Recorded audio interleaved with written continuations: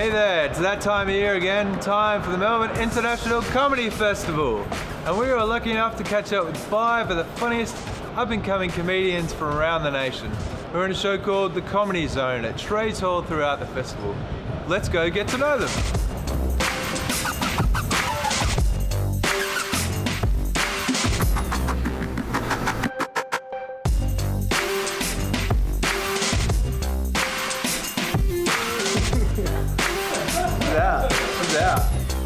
Is there something going on here? One way to find out. We've got 3 angles.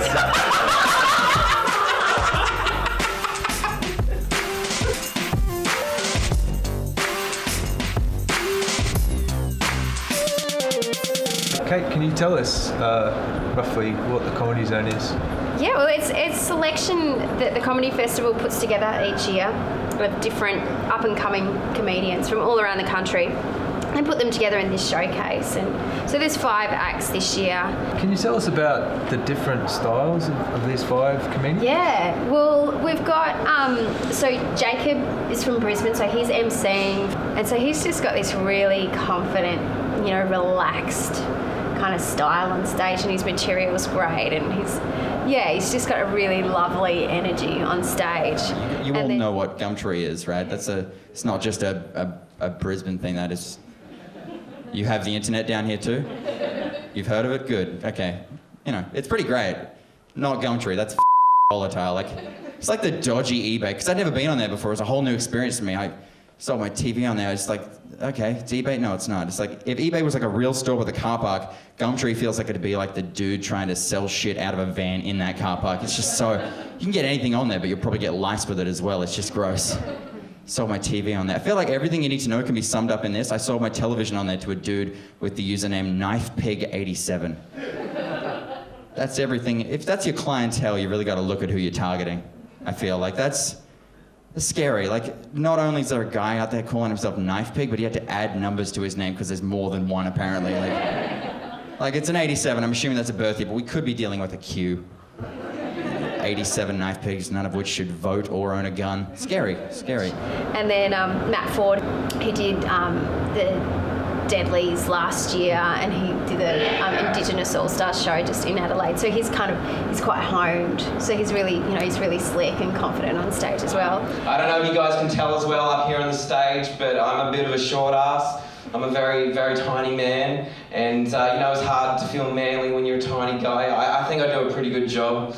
You know, I'm pretty good at growing facial hair. As you can see, I've got a nice deep voice, right, like vanilla Coke, you know? Makes me feel nice and manly, right? But then when I go to Kmart, I gotta buy my jeans in the preteen section. Don't feel as manly anymore. I'm so sure when I go to music festivals, hot chicks put me on their shoulders, right?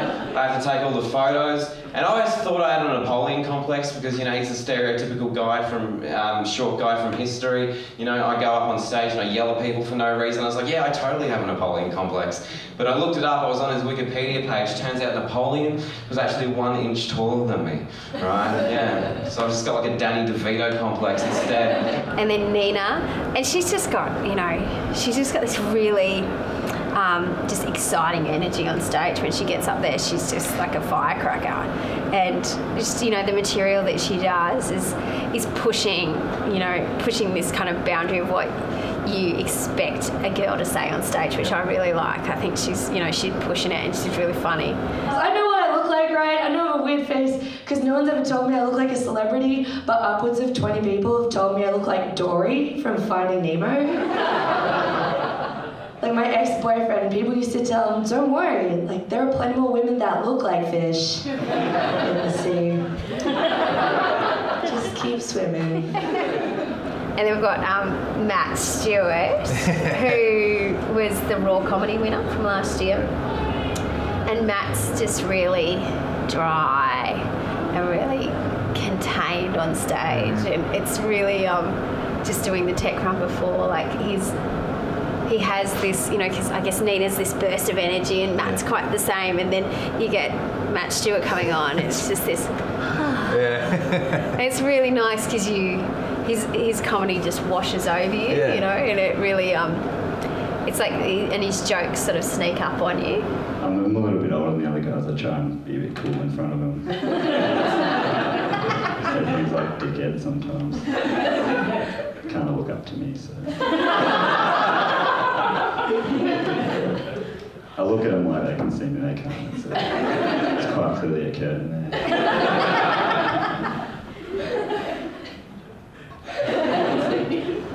And you can't see them coming, so it's a really I really like that style of comedy just because it's so refreshing, and and he's just got some really unique timing and really unique stage persona. And then Ciaran Lyons is our closing act, and he's 18. Yeah. You know, like it's insane. his jokes just thick and fast. Yeah. Like he's just got these like rapid fire jokes that are coming out of his set, and it's like, how are you writing this stuff? You're 18. Yeah. You know. Hey, mature age students, I've got one in my class. Let's call him Greg Faberson, because that's his name, and he's 50 years old. Like, how old's that? And any 50-year-olds in the crowd? No, great. And he comes to class all emotional because his marriage is falling apart. Is any married people in? Are you guys married? No, not married. No one's here married? No? Yeah, you're married. Are you like happily married or? Yeah. That was very so straight. Yeah, straight. Greg came to class all emotional because his marriage was falling apart, and I was just like, Greg, if you're gonna be all boring and sad, accounting's that way. Like, you know, just bullied me as well because I was 17. He'd be like, Ciaran, I'm gonna email the tutor and say you're not contributing enough to the group assignment because who are they gonna believe, the adult or the child? So I thought, fair enough. So I emailed the tutor saying that Greg has been touching me inappropriately. Because who are they going to believe, the adult or the child, right? Yeah, Greg's no longer in the class. Like, he's just a really great joke writer, and you know, his on-stage persona, like he's just this baby-faced 18-year-old. Yeah. He just, you know, he's got this really sweet persona, but then there's this, you know, some of the stuff that comes out of his mouth completely contradicts his, you know, his on-stage presence. So it's really nice. He's, I don't know, there's something a bit Will Anderson about him as well that, you know, you sort of wonder where that's going to lead. Yeah, it's exciting.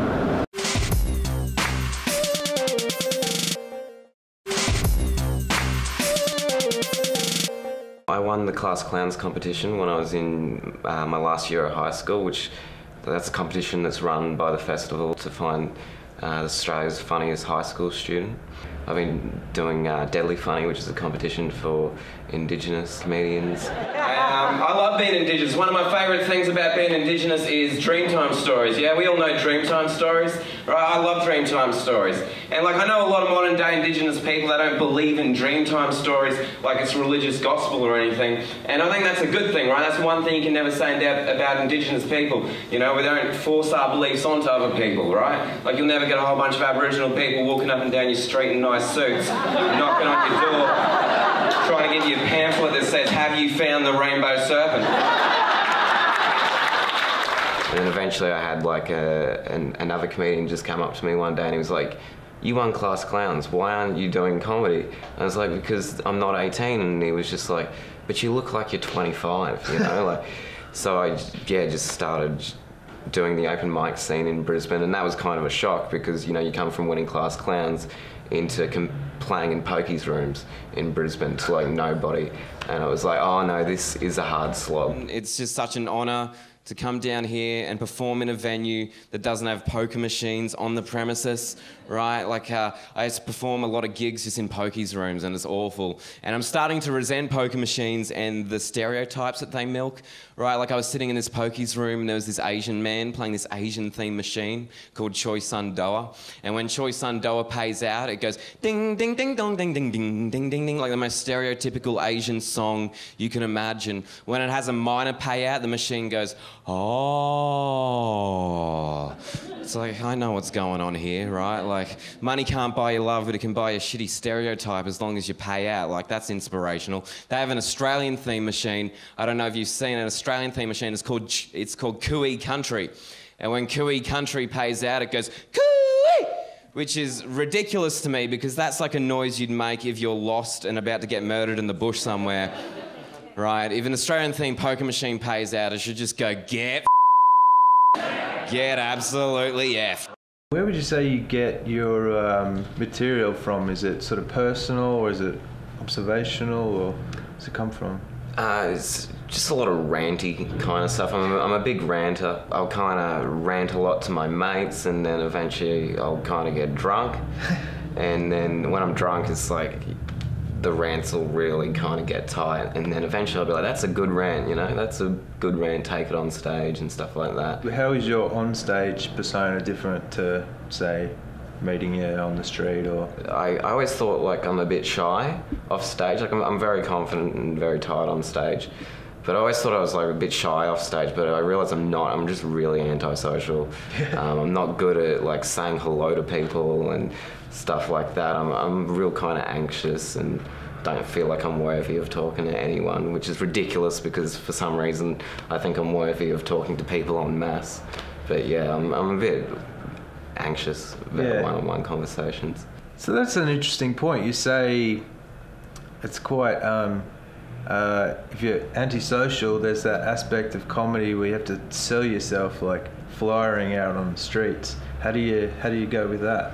I really enjoy flying. Like I know, like a lot of comedians will just complain about it, especially like 2 weeks into the festival. But I did the festival last year. I've got like my lines now ready for this time round, flying people. You know, people going by on bikes. I always like to, which sounds dangerous, but kind of give them the tour de laughs. You know, come see the tour de laughs or something like that. As I was saying before, I've said, come see 5 of Australia's rising comedy cars at the festival. Cars instead of stars at the festival. Which was awkward. That person did take a flyer, but they might just be upset that Top Gear's been cancelled. Oh, damn it. So they might be expecting something completely different, but that's okay. I didn't realise I was such a mumbler also, like when, you want to see a shit? No, 5 of Australians. You said 5 of Australians. I didn't even get to comedy stars. There goes Jacob. See a showcase of 5 Australians rising comedy stars. See, sometimes I finish the pitch even though they've walked away. They just zoom right past me, and I'm still like, Australia's comedy stars. Just walking away going, yeah, whatever, mate. Whatever.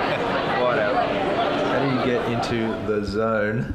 What's your pre-show? I get furious. I try and get really mad, you know, because like the thing, I love comedy, but one of the things that it kind of lacks is that intensity. Like if you're a musician, you can go up there and you can hit your instrument really hard. You can sing as hard as you can. Like I love sport, you know, you can hit people as hard as you can, run as fast as you can.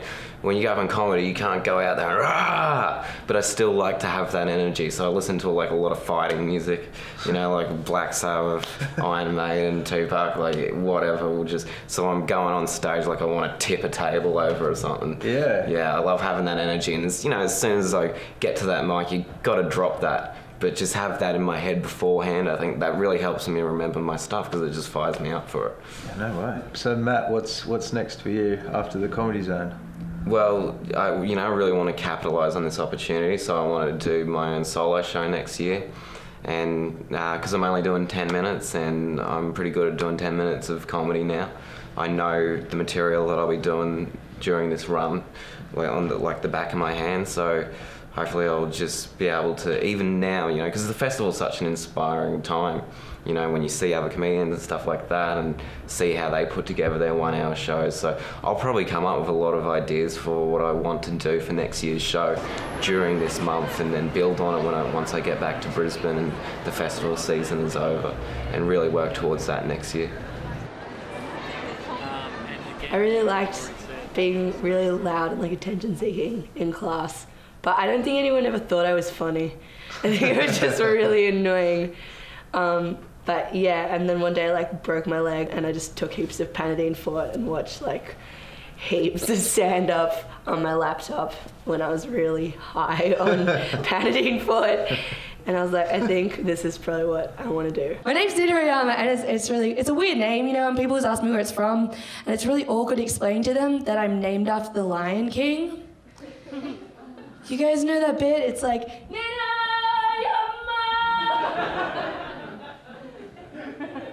like, that's my name.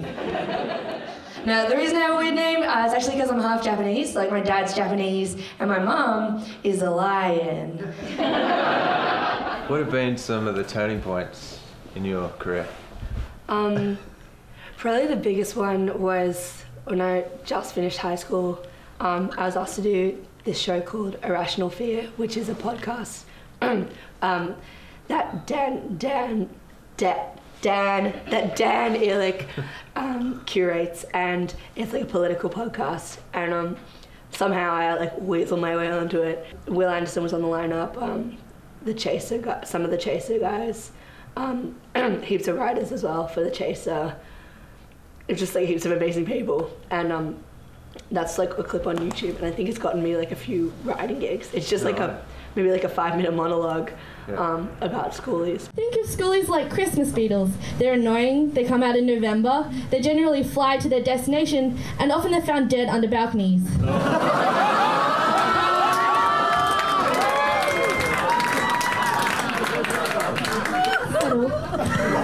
Although sometimes it turns out they're just sleeping. I feel like that's the turning point, because from there I got a few writing jobs and more notice overall. This one's like tonight, and it's cheap tonight as well. It's usually like 25. We know what we want now.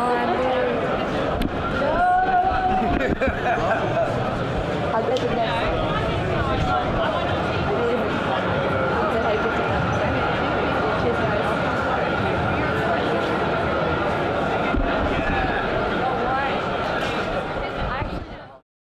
I know, I'm pretty insecure. Like, the weirdest thing anyone's ever called me, right, was schnitzel tits. Yeah, I know, you thought Dory was bad, like fucking schnitzel tits. I was like, yes, right, you know, because it's delicious. And when I looked down, I was like, oh, it's probably because they're flat, you know, and crusty. Yeah. What do you think of Melbourne? I love it. I love it. I love hanging out at coffee shops and smoking lots of cigarettes, but I can't do that right now because I have a stomach ulcer. So that was a terrible answer. I like Melbourne. I really like the cakes here. I like the cakes. Cake is good. I really like St Kilda. Like, I always have missions. I always go to St Kilda. I go to Brunswick. I go to Smith Street in Collingwood, and I get Huckster Burger. Please don't film me eating Huckster Burger. And How about where else? City? The city. I go to like Brunetti. Brunetti's like, oh man, Brunetti's so good. Like, yeah. Cause I live in like a country town. Like, I'm not saying they have like no good food, but they have no good food. Like, you have to make it yourself. So yeah, that's just why I love coming to this city, because everything's like so delicious. Like, pretty much just my plan is to eat everything and just get really fat. Well, thank you, Nina, and thank you for your artistry and your acrobatics and your company.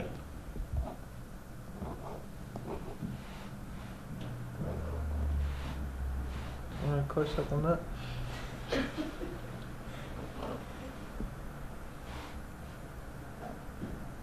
I'm just improvising, guys.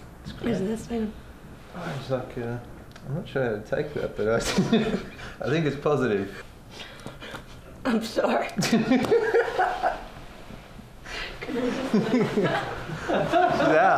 out. Smooth exit.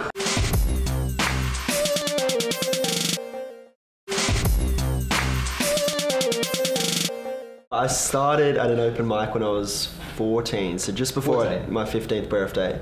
So I saw it on the TV and I thought I'd give it a shot. And I wasn't really like nervous about it until I got there and realized what I was doing. And then, but it went okay. I did like 2 minutes from my first gig. So it went okay, got a few laughs, and just went ever since. What was the material about for a 14? Oh, it was horrible. Like, I can't even watch the video now. It's so bad. It's like for a 14-year-old first gig, like, all right, but like, yeah, I can't look back. So I'm Ciaran Lyons. I'm 17. I'm the youngest of 5 children. Any youngest children in tonight? Yeah. Yeah. So I'm assuming never got the brand new clothes, right? The same. It was always hand-me-downs from my 4 older sisters. So sick of wearing Hannah Montana t-shirts. Juicy written on my ass.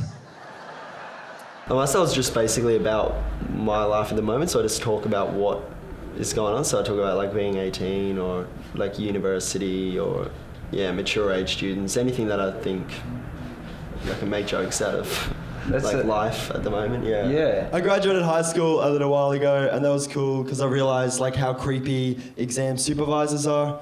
You know how they like follow you into the toilet and watch. You know, like I was going to the toilet and the exam supervisor was standing like right there, really close to me, and things were going through my head, like why is he standing so close? Why is he even here? Exams finished 5 months ago. This is creepy. Because when I turned 18, my parents were like, Ciaran, you're 18 now, we want to see the first time you get drunk. So I was like, all right. So I pulled out a video when I was 13. I don't know. Everyone always says to me, Ciaran, do you even know the consequence of drink? And I'm like, yeah, I'm the youngest child by 10 years. I am the consequence of drink, right? Oh, man. I got a weird family. Like, I spend a lot of time with my nana now because I want to get in her will. And I was playing poker with her the other night because she loves poker. And I was losing, like, so badly that by the end, I only had 1 sock on left. And it wasn't on my foot, so you know what I mean? I try to write every day, so like I'll sit down, I'll time it, so maybe like whatever time I'm feeling. But usually stuff like the best type of stuff comes to you when you're not expecting it. So like I was on a plane and stuff happens and you see, or like you might be in bed one night and you'll think of something and you have to get your phone and write it down. So it just comes when you're not expecting it, really. I like to travel as well. I was actually in London recently. Have you guys been to London? Yeah, it's a pretty cool place, right? Except when I went there, the London Eye was like closed for maintenance. And I was like, really? That's the main reason you go to London? You know? That's like going to Sydney and finding out that the Harbour Bridge is closed. You know, going to Adelaide and finding out that your connecting flight's being cancelled. Wish you got the same response in Adelaide. Oh man, has anyone ever been to Vegas? Yeah, 2 of us, great. You guys know like the guys along the strip handing out the prostitute cards? Yeah? One of the guys came up to me and he was like, hey boy, blowjobs, happy endings, $100 an hour. And it was like $100 for an hour. I'll take the job, right? I'll do it for 50, that's a good deal.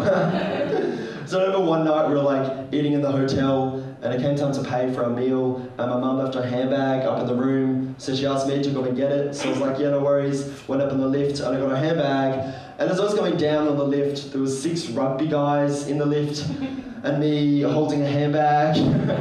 Like it was the most awkward thing, you know, they were laughing, they were calling me names, and the lift door was open. I saw my mum, she saw them laughing at me, so I was like, oh, thank God. And she shouted out, Ciaran, I asked for my handbag, not yours. What a dick, right? How are you enjoying Melbourne? Oh, I love Melbourne, yeah. I've been here a few times, just like doing gigs and everything, but this is a long period of time I'm over it for, so it's like 4 or 5 weeks, so yeah. I'm really looking forward to it. There's so much arrogance in getting into it. Like you tell all your friends, like, yeah, I think I'm gonna try and get paid to be funny, and they're like, oh, go yourself every time. So milk crate? We're dealing with 4 milk crates here. Is that what this is? That's not. I'm not commenting on the budget. This is a good thing. You don't understand. Like this is actually nice for me. I perform everywhere. I do every bad gig that comes to me. This is the Ritz. I don't think you can appreciate you being here on the same level that I can. I performed to 1 man last week. So this is nuts. Like if there were 3 of you, I would have been over the fucking moon.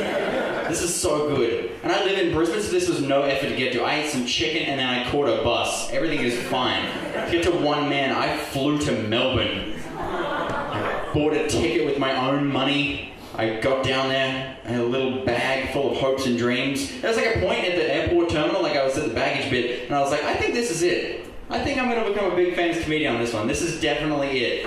When I got to the venue, there's just one dude on a plastic chair in a pokies section. It's like, this isn't it. This isn't it. This isn't it. At the Comedy Zone this year, you're emceeing. Yeah. So do you think, is that a different muscle, or is that playing to your strong suit of crowd work and... I gotta be honest, I didn't want to do it. I really... I got the email and they're like, hey, how about you do it for a month? And I was like, oh, how about no? I got on the phone immediately. I was like, I'm not keen on this. And I was like, oh, well, that's nice. Thank you all, but please, let us spread the load. Let us all partake in the bounty that is emceeing.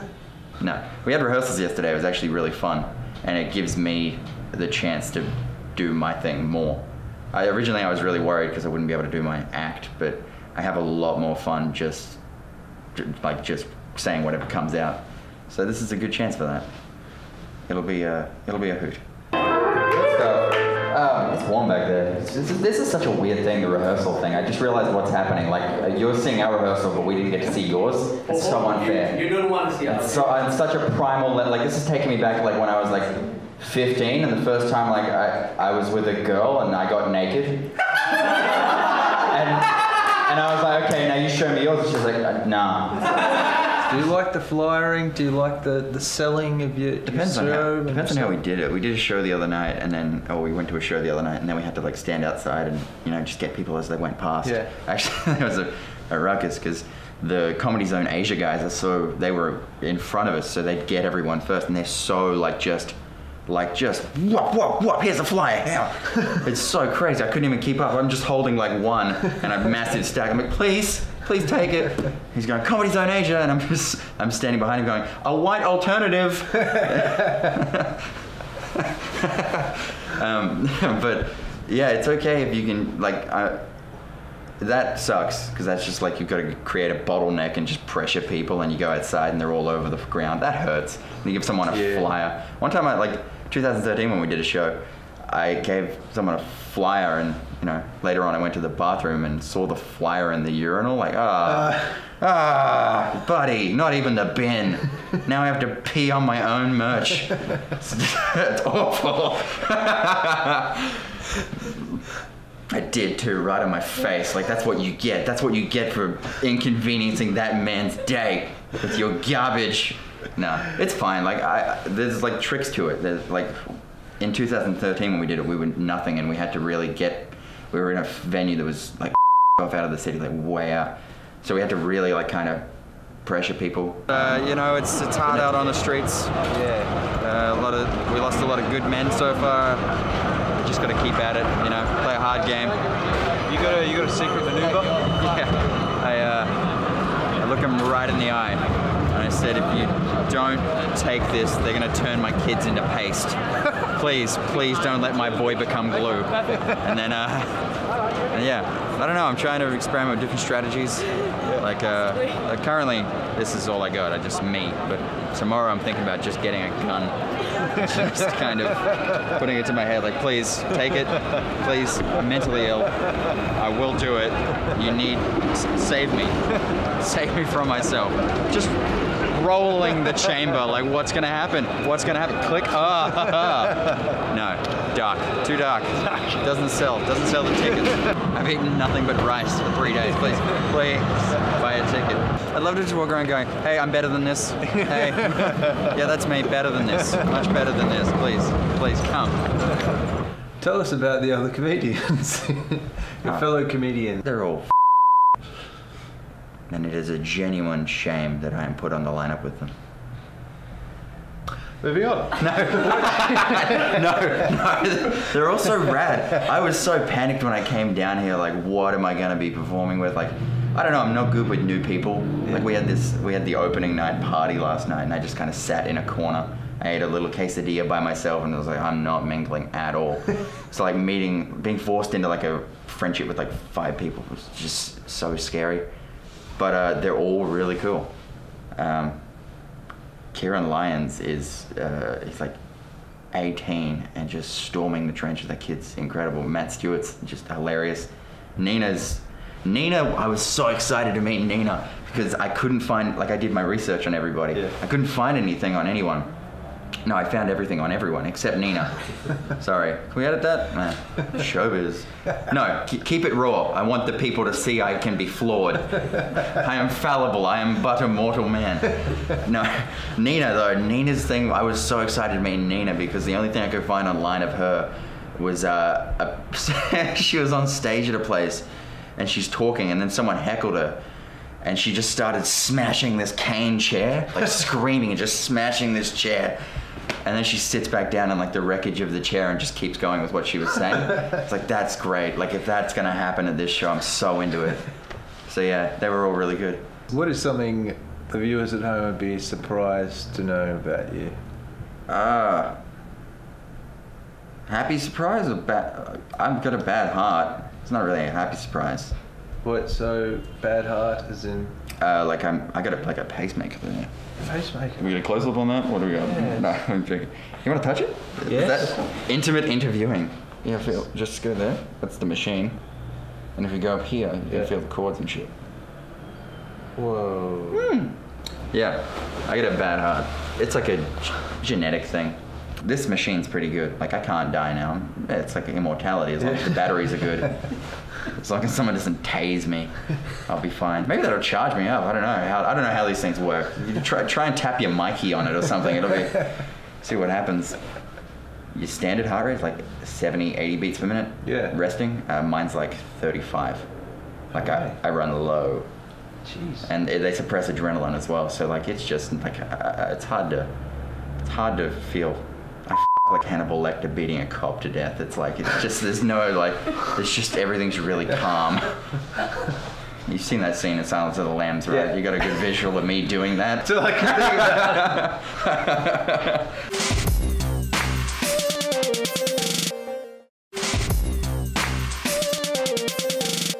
A couple of years ago, a friend who runs a room, Lisa Dibb. Lisa Dibb? You know her? Yep. She's a big player in the scene. Okay, yeah. Yeah, I don't know if that's true. She's a big player in my scene, and she signed me up and said, "Hey, you're on next month. No way. 5 minutes ready." Because I've been talking about it for so long, and I wanted to do it. I was just, a bit soft. You can't say pussy anymore because it's like sexist, and I can't. What's the PC? Jacob, PC version of pussy? Soft cock. Soft cock? Yeah. I was too much of a soft cock. I've been getting into the idea of karma lately, what goes around comes around. I think it's a really nice idea. Good things happen to good people, that's nice, right? But my favourite thing about karma is that since bad things happen to bad people, I no longer have to feel guilty about doing bad things anymore, because people have it coming to them, right? It was like the other day when I accidentally reversed into my elderly neighbour's car and I did quite a lot of damage. I remember thinking to myself, oh no, Gerald must be some sort of a deviant.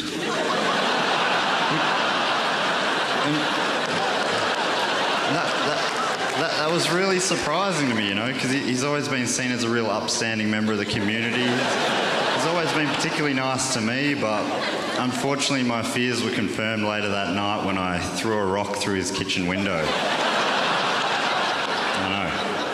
Because then I knew that Gerald's a bad man and that karma's a bitch. My whole personality now is built around the fact that I won Raw last year. Yeah, right. I'm nothing without it. How has your life changed? Since? Like I got a trophy. Yeah, right. And I got flights to Edinburgh. That was pretty cool. Ooh. And I guess that changed my life for that month. You performed? Because I was in a different place. Wait, so you a tradie or you just working? I'm a salesman. Oh. My sales outfit. You know those slick salesmen you've heard all about? Yeah. Yeah, I'm one of them. Oh shit. The air conditioning. Yeah. You're the salesman. I'm the salesman. I thought you fixed it. I thought you had technical skills. Nah, no skills at all. Is that why you think you're good at just talking to people? Or do you think you're good at talking to people? I don't think I'm that good. No, yeah. I think any of the skills I have in that job is that people are like, well, he's clearly not a bullshitting. Like, he's not lying at least because he's so unslick. Yeah. There's got to be a better word than unslick. So like, I don't know, calm. We're gonna pretend to walk in here? No, I think he's just getting something.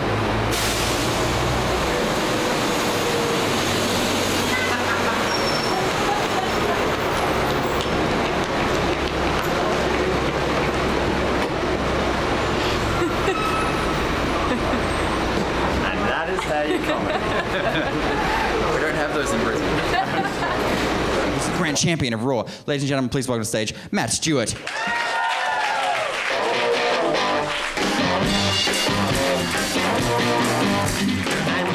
Thank you very much. Hey, I don't know if you can tell by looking at me. Hey man, how's it going? I don't know if you can tell by looking at me, but I am a man who is full of regret, right? You can probably tell by looking at me, right? I'm so full of regret that I constantly am taking down my regrets in my notepad, and I'm going to read some of them to you here tonight, if that's okay. These are my regrets. I never got to say goodbye to my granddad before he died. That's a genuine regret.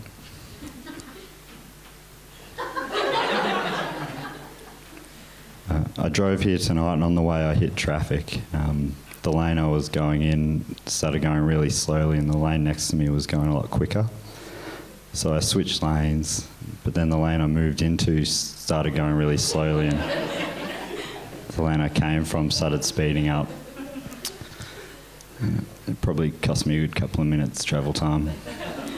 So I regret that. Hell of a beard. Thank you. Yeah, mesmerising. Thank you very much. I Your beard's nice as well. Thanks. Thank you. Yeah, have we talked about Comedy Zone yet? No, let's do it. What do you want to talk about? What do I want to talk about? How's it going? You're the one with the steering wheel, That's man. true. It's good. You know you when can you're choose like, the music. normally you sit on a couch, right? And Yeah. it's just like, you're not thinking about how you're doing it. I've been doing that. Have you been, but now I'm like really thinking about this, and I Yeah. can't remember how I would do this normally. I regret that I never learnt how to read or write. I think that's what that says. When I was younger, I was around at my uncle's playing with toys, and my dad said to me, "Hey Matt, we got to go." I said, "I don't want to go, Dad." And he said, "Come on, mate, we got to go." I said, I don't want to." And he said, "Come on, pack up the toys, we got to go." I said, "I don't want to pack up the toys." He said, "Come on, mate, pack up the toys, it'll only take a few secs," right? And I said, "Oh, a few secs? Well, like you and Mum do every night, right?" And my dad sort of looked up from me and looked over at my Uncle John, and my Uncle John looked back at him, and then my dad sort of nodded at John, and my Uncle John nodded back at him, and then my dad gave John a wink. And, my Uncle John winked back at him. Yeah, anyway, I regret that.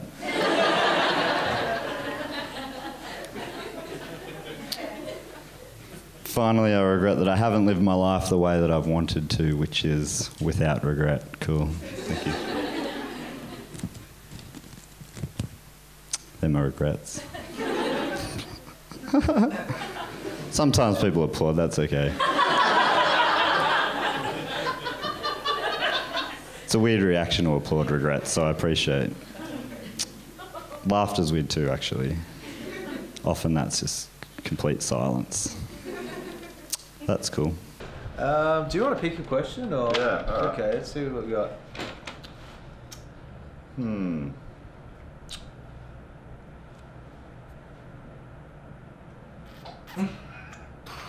These are pretty shit. Yeah, I know. Pre-show. How do I get in the zone? Yeah. What I normally do is shit myself.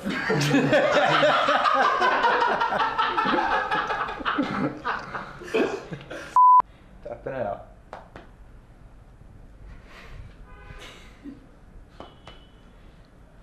Some of the things that you'd like to begin class clown. Yeah. Get into raw style of comedy, favourite experience, hecklers. That's better. I'm holding my breath. Alright. Beautiful. Experimental. Just awkward for everyone. I think I don't know where to go. How much of this do you need to be able to use? Like, because I have said a lot of words, and I feel like you could piece them into some pretty good sentences. Matt Stewart, ladies and gentlemen. Unfortunately, that brings us to the end of the show. Give it up for all the acts. Let's bring them back out and let's say goodbye. Ladies and gentlemen, Matt Ford, Nina Oyama, Matt Stewart, and Ciaran Lyons. Thank you guys for coming. We're here all month. Tell your friends. Come back if you want. Thank you very much. Have a good night.